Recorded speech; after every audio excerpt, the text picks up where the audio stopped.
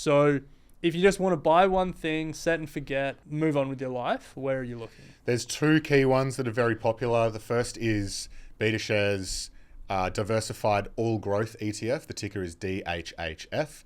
And the second is Vanguard's Diversified High Growth ETF, VDHG. I think they would take second and third place on the Bryce Lesky podium. Yeah. What would take number one? I think GHHF would take number one, yes. which is a leveraged version of BetaShares Diversified All Growth.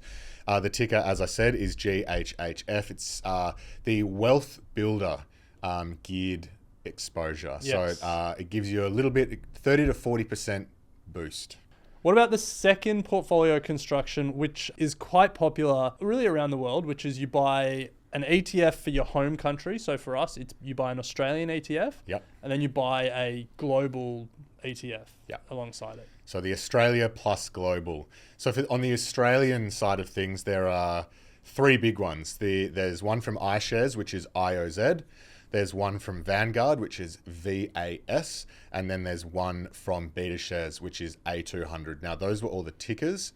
Then if you want to plug on the global exposure, a very popular one is VGS, which is Vanguard's MSCI Index International Shares ETF, giving you global exposure. And finally, you can construct portfolios with country or region weightings. And so this is kind of how Ren and I do it. So for example, if you're looking to get US exposure, iShares have one called IVV. It's the iShares Core S&P 500 ETF. Top 500 companies over in the US.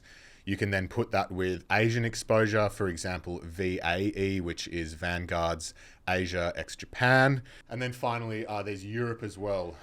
There's VEQ, which is Vanguard's Europe shares. iShares also have one IEU. So you can put those three together and then also include one from Australia, and you're getting a pretty well diversified global exposure.